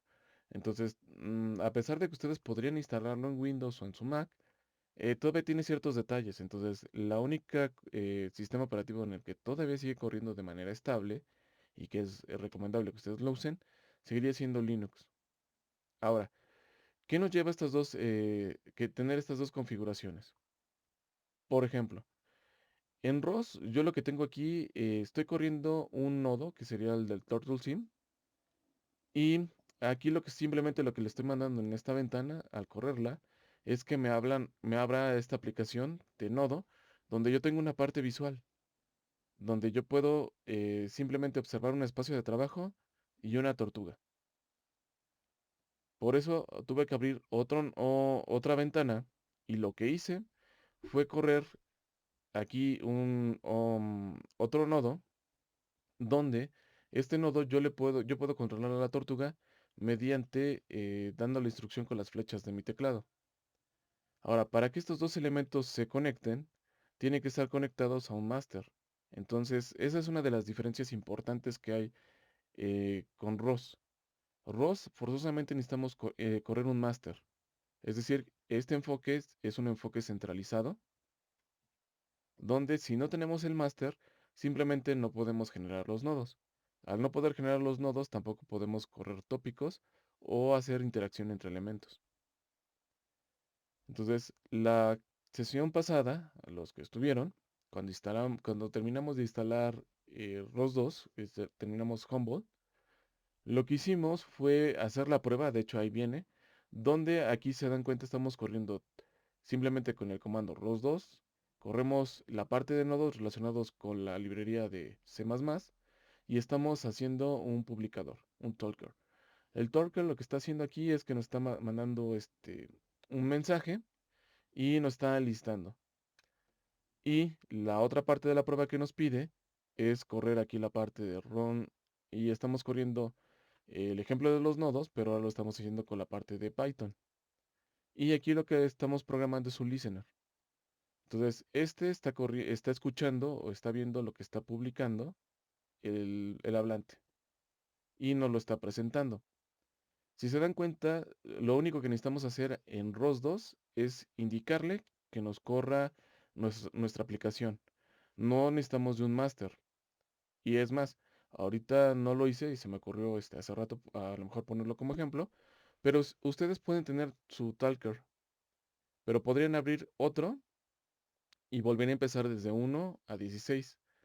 Y lo que sería el listener también lo escucharía. Entonces de repente ustedes lo que verían sería aquí corriendo, siguiendo el primero que estuviera escuchando y después empezaría a leer por ejemplo, el siguiente. Entonces, eso significa que también podemos correr diferentes nodos de manera separada. También una propiedad que tiene ROS2 es que incluso podríamos cambiar el nombre de los nodos cuando nosotros lo invoquemos, colocándole ciertas banderas dentro de la aplicación. Entonces, esa es una ventaja. Entonces, lo que se está buscando aquí es que simplemente la distribución de la información sea más eficiente y requiera de menos tiempo. Es por eso que ROS 2 lo que utiliza es esta aplicación que sería, o este concepto que es Data Distribution Service, que lo que busca o está dirigido esencialmente es a trabajar en sistemas que requieran tiempo real. Y generalmente lo que estamos utilizando ya sería directamente para la parte de un middleware. Entonces, ya de entrada lo que ya nos define esto es que en realidad ROS se convierte en un middleware, que lo que está haciendo es que nos está publicando o se está suscribiendo a diferentes tipos de información entre los nodos que se van a generar. Y es un protocolo relativamente reciente, ah, tal vez ya tecnológicamente no es tan actual, pero fue creado en el 2011 y generalmente fue creado para una necesidad dentro de la industria. Estamos hablando esencialmente de la industria pesada y la industria de telecomunicaciones. Entonces, es importante porque cuando nosotros vamos a utilizar este tipo de servicios, por ejemplo, nosotros vamos a tener en un robot diferentes elementos. Ahorita, por ejemplo, que estábamos planteando lo que ustedes van a requerir para la parte del rover, simplemente ustedes van a tener una parte que se va a tener como que comunicar. Es decir, si su rover se encuentra por ejemplo, el rover que está en Marte, necesita comunicarse con la Tierra. Entonces necesita manejar un protocolo donde la información debe de llevar un formato y debido a que ahí puede haber una gran distancia, lo que se debe de hacer es que la información que se mande debe ser corroborada. Entonces, se tiene esa parte. Una parte de visualización, esta se refiere esencialmente a la supervisión que nosotros le podemos hacer de manera remota. Entonces, generalmente nosotros lo que queremos, o el objetivo de este curso, es generar las simulaciones y para comprobar que van a funcionar requerimos de desarrollar una parte visual, que sería el uso de un simulador. Eh, y los simuladores tienen diferentes propiedades. La parte de percepción es la parte relacionada con los sensores y la parte de percepción se divide en dos elementos, porque no solo un robot debe de percibir el ambiente, también debe de percibir su propio estado, es decir, al robot cuando ustedes lo manden va a explorar y por ejemplo lo que va a hacer es que puede tomar sus muestras, las deben analizar, entonces va a ser una percepción mediante sus sensores de qué es lo que va a pasar. Pero también para que ustedes puedan hacer que el robot tome el objeto, el propio robot tiene que saber cómo se encuentran configuradas sus juntas y en qué estado para que puedan coordinar sus movimientos y realizar una operación. Entonces, esta también, la parte de percepción, es una de las partes que actualmente es la que más se trabaja, porque aquí estamos hablando del control de lo que serían actuadores, cámaras u otro tipo de sensores medioambientales que nos digan esa información. La parte del control, es decir, bajo qué leyes o bajo qué consideraciones el robot va a operar para realizar algún tipo de operación en específico. La parte del hardware y de los drivers, pues es lo que va a conjuntar el nivel superior, es decir, lo que sería nuestra computadora con lo que serían los motores. Ustedes generalmente lo que han hecho es que en algunos casos han conectado su computadora al Arduino, pero el Arduino a veces lo que tiene, o otro microcontrolador que ustedes conecten a su computadora, lo que va a hacer es que va a bajar un poco la información con un formato de alto nivel, que es lo que ustedes calculan en su computadora, al lenguaje de un micro, que es un lenguaje ya estandarizado, pero el microcontrolador no puede manejar potencia. Entonces es por eso que ustedes requieren drivers. Los drivers ya son sistemas específicos que pueden manejar tanto energía, o sea, es un transductor. Ustedes le van a proporcionar un tipo de energía eléctrica y ese lo va a transformar ya sea en movimiento o en algún tipo de elemento de recepción de información. Entonces aquí entra la parte no solo de lo que serían los motores, también entra la parte de los sensores como serían los LIDAR. Y de repente han empezado a aparecer más cosas. O sea, la parte de motion planning tiene esencialmente que ver con la parte de reconocimiento y con la parte de percepción. Porque ustedes le van a mandar el mensaje de dónde se encuentran las cosas cuando ustedes ya percibieron dónde se encuentran. Y el robot lo que tiene que hacer es decidir, en dados casos, dependiendo del tipo de planeación que van a hacer, qué opciones va a tomar. Y la parte de planeación es también una de las fases más complejas. Esencialmente es la parte esencial de la robótica cuando ustedes ya quieren que un robot haga algo de manera adecuada. Si esta parte no está bien establecida y no tiene una buena comunicación entre lo que sería el control, los drivers y la percepción, simplemente no se puede realizar. La parte de la visión de computación y la simulación tiene que ver con comunicación y de repente pues tenemos otras cosas como el data logging o el machine learning. Entonces, el aplicar todo eso no es tan sencillo. Entonces, por eso es que nosotros requerimos tener que esa comunicación tenga que ser eficiente y tenga que ser inmediata. Por eso el uso de lo que sería la distribución, el servicio de distribución de información.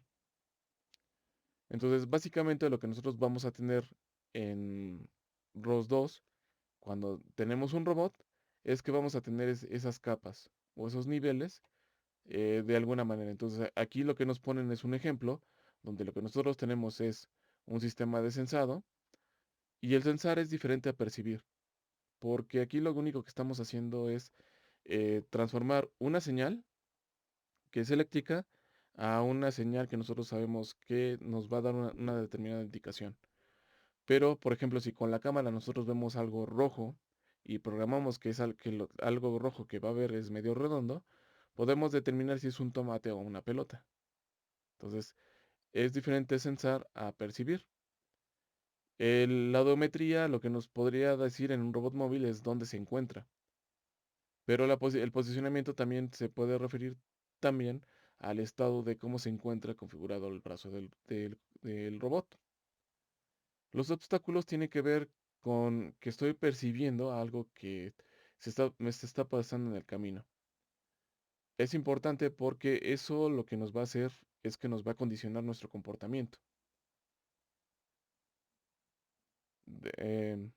Encontrar entre plantas, grabs, o sea, el tomar un objeto.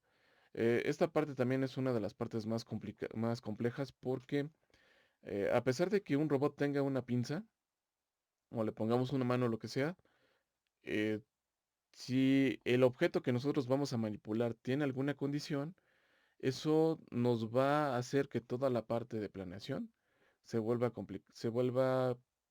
complicada o se vuelva sencilla, o que tomemos algo. Entonces, se dan cuenta, estos elementos o esta información pasa a otro bloque que sería la parte de planeación y control, que están juntas.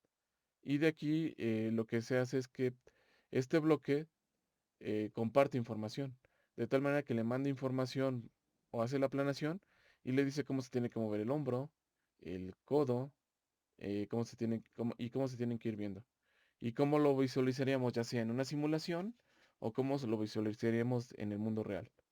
Y a su vez, tenemos una capa de actuación. Entonces, para eso nos sirve el protocolo de DDS dentro de lo que sería ROS. Eh, Ahora, esto no significa que no se pudiera hacer en ROS como tal, en ROS 1. Pero como tenemos un esquema centralizado, lo que va a pasar es que el realizar este tipo de operaciones va a requerir tiempo. Entonces es por eso que ustedes cuando ven ciertos videos de robots que están haciendo una tarea, generalmente van a ver que está adelantada la velocidad a veces por 2, por 3 o incluso hasta 10. Ahora, las capas de ROS son librerías. Generalmente la mayoría de esas librerías están programadas en C o en C++. ¿No? Y aquí lo que tenemos es que tenemos un componente de código de DDS dentro de ROS que está relacionado con C++ o con Python. Es importante hacer esta distinción porque la diferencia de utilizar C es que es un lenguaje que es un poco más abierto y esa libertad cuando la tenemos es que nos permite ser un poco más eficientes. Entonces, si ustedes quieren realizar aplicaciones en tiempo real, generalmente es la opción adecuada sería utilizar C++. No tanto Python, no porque no sea bueno, sino porque Python es un lenguaje de programación que está ya definido y al estar muy definido, lo que está pasando es que está restringido. Entonces, si ustedes quieren utilizar algo dentro de Python, tienen que primero, mm, llamar la librería y a lo mejor si ustedes nada más quieren utilizar una parte de esa librería, importar lo que les interesa.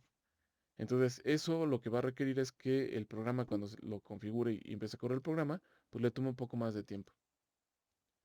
Ahora, con lo que ustedes van a estar jugando la mayoría del resto del curso, va a ser en el uso de aplicaciones o de esencialmente desarrolladas en lo que sería las librerías de cliente de ROS, el RCL.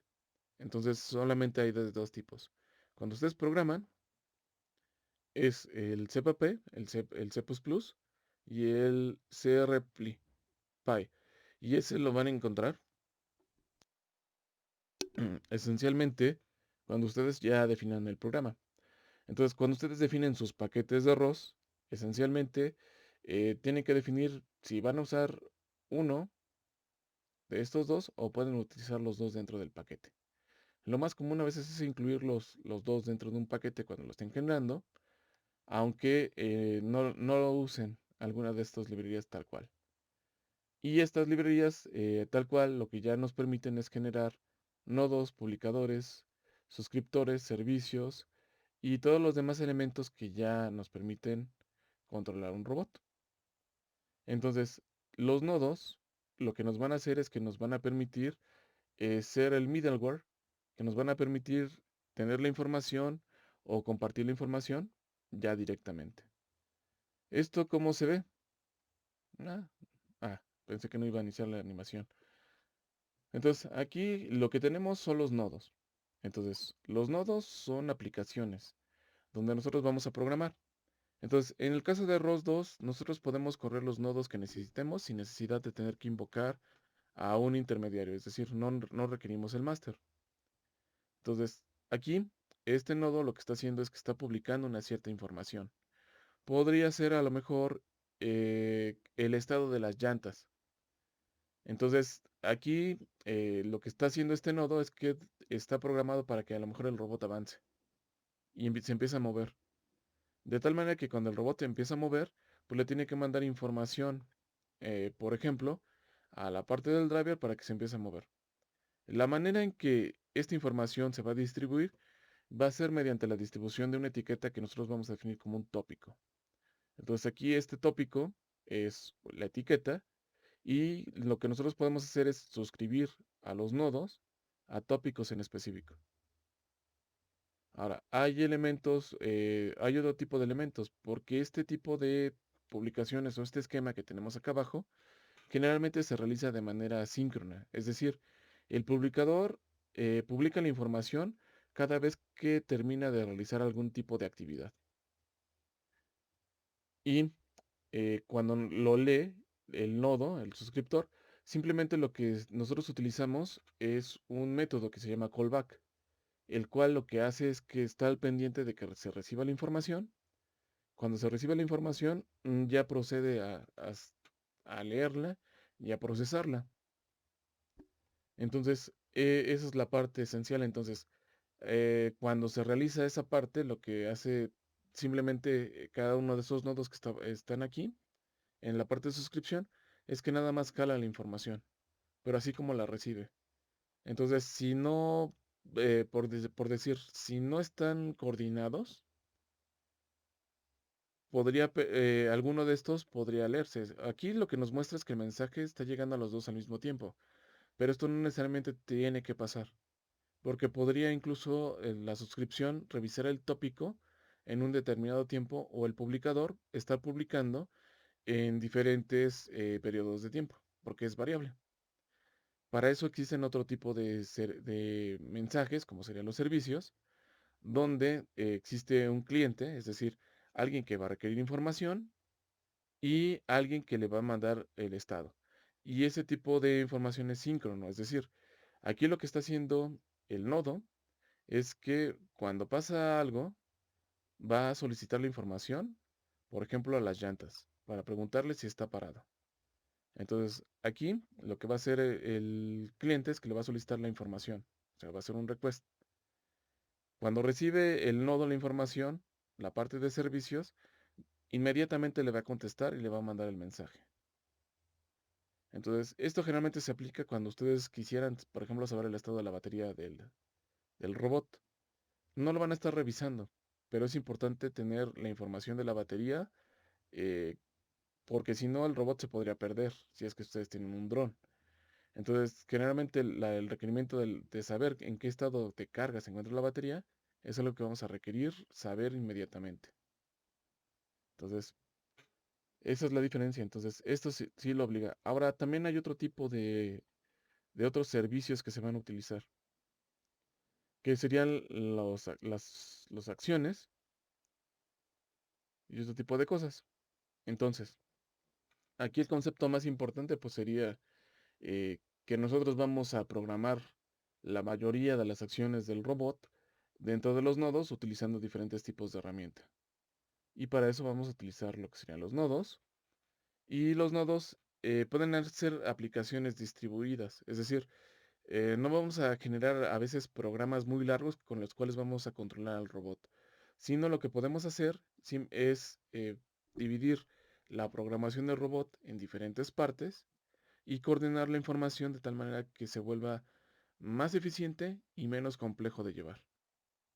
Entonces, esa es una de las ventajas que tiene ROS 2. Al utilizar este tipo de protocolos, nosotros no necesariamente requerimos generar códigos muy grandes, sino que podemos dividir incluso la acción por ejemplo, de, en el lugar de tener un solo programa que mueva las cuatro llantas, podemos tener un programa que mueva una llanta de manera individual. Lo único que nosotros requerimos es mandarle la información. Es por eso que algo que también a lo mejor no viene dentro de la presentación, pero que sí es muy importante, es que una de las principales herramientas que también usa mucho ROS 2 es la generación de objetos, para no tener que estar repitiendo programación y no llegar a ser muy redundante en esa parte. Entonces, esta parte es así como nosotros lo vemos. Ahora, ¿cómo se vería ya dentro de lo que sería el entorno de ROS? Bueno, se vería de esta forma. Entonces, nosotros tenemos nuestro entorno de ROS. Y se dan cuenta aquí lo que tenemos son los tópicos. Ya tenemos una diferencia. Nos están marcando cuáles son tópicos, es decir, elementos que están conectados a algo y que están pidiendo información. Entonces aquí tenemos tópicos con nombres propios. De hecho, ya también la mayoría de los nombres de los tópicos que nosotros podemos utilizar ya son un estándar dentro de ROS. Entonces, eso ya lo único que tenemos que hacer es buscarlos y configurar nuestros nodos para que simplemente los lean. Entonces, aquí lo que tenemos son los nodos. Aquí tenemos un parámetro que sería la velocidad máxima en la que se puede girar una llanta. Aquí es un tópico donde lo que le vamos a pedir o lo que va a hacer es que va a leer las velocidades de las llantas y el propio estado del motor. Por si a lo mejor estamos leyendo a lo mejor la temperatura o la corriente, saber en qué estado se encuentra. Y otro tópico que lo que está haciendo es que le está preguntando a lo que serían los motores qué velocidad llevan. Entonces, y vamos a tener otro que va a ser el servicio. El servicio esencialmente lo que va a hacer es que cuando se cumpla algún tipo de condición, va a parar al motor. Entonces, dentro del esto sería variables o elementos que nosotros tenemos dentro del entorno. Ya en lo que sería la envoltura del nodo, o sea, aquí ya sería el nivel del nodo, nosotros le podemos definir como parámetro la velocidad máxima con la que va a empezar a correr el motor. De hecho, ya es algo que, por ejemplo, los chicos del tema selecto del martes ya lo empezaron a trabajar, definiendo parámetros máximos, manejando el paquete del Turtlebot. Entonces, aquí ustedes le van a dar esos parámetros o van a definir una velocidad máxima con la que quieren que el motor opere. Eso puede ser para que el motor no sobrepase una capacidad de carga o no se acabe las pilas muy rápido o simplemente para que sea estable. Entonces se define una velocidad máxima. Eso significa que también en dado momento, como es una información que está recibiendo, se podría modificar. Entonces, dentro del nodo, pues va a quedar definido. Otra cosa que vamos a tener dentro del motor es el estado de los motores. Entonces vamos a tener un estado como tal. Podemos censar, en este caso sería el estatus. Si es los motores que van ligados a una llanta, que sería lo de una junta continua, nosotros podríamos saber a lo mejor a qué corriente están consumiendo, sería el estatus, si están funcionando bien o si tienen algún detalle y que nosotros estemos censando, lo podemos saber desde aquí. Y eso lo podemos pasar a lo que sería la parte de un publicador.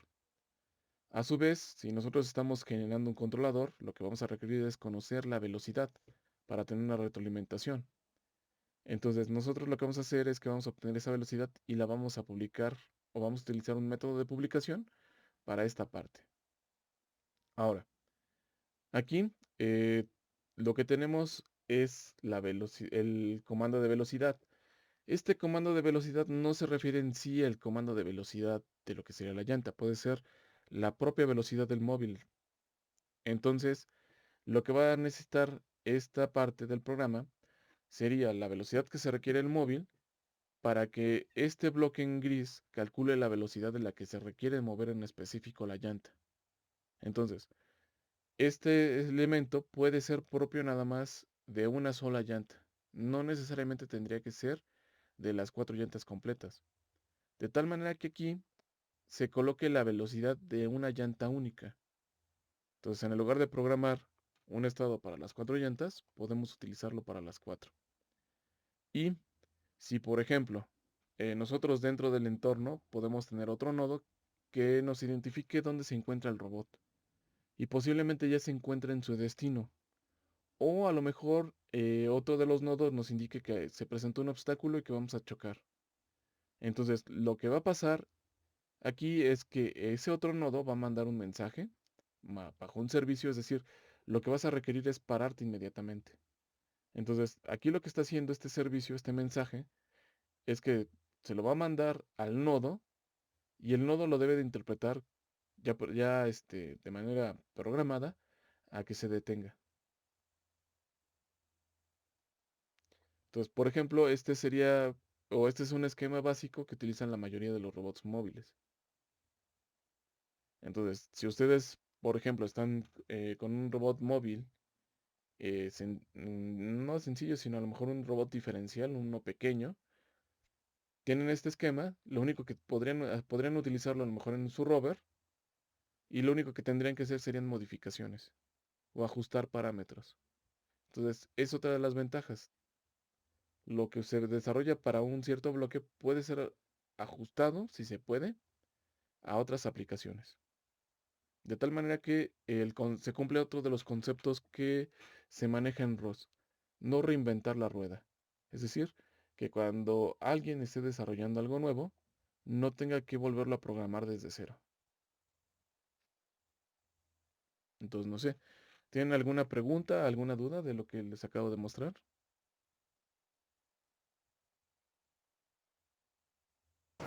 Esa presentación ya nos la compartió, ¿verdad? No, apenas se los voy a compartir. Ah, ok, gracias. Sí, aquí lo que le estoy poniendo es la referencia,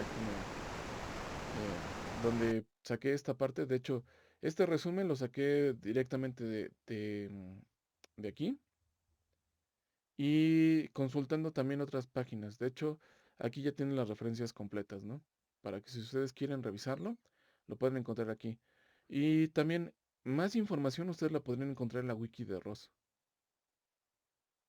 Pero bueno, cuando uno revisa la wiki y no está acostumbrado a veces al lenguaje como lo manejan en ROS, pues sí llega a ser un poco duro. Entonces es por eso que les pongo esta parte que está más sencilla.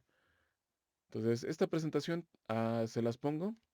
El video déjenme nada más checarlo porque la vez pasada se grabó a una calidad de 720. No está mal, pero cuando se trabaja en cosas de programación sí se requiere a lo mejor tener un poco mejor de definición. Entonces, ahorita que termine de grabar la clase, pues posiblemente a lo mejor tarde un poco más la puesta del video porque lo grabé ahorita en una mejor calidad. Sí, porque es bien cansado para los ojos luego estar pegándose a la pantalla. O para que si ustedes lo están viendo dentro con su tablet, puedan hacer acercamientos directamente al código.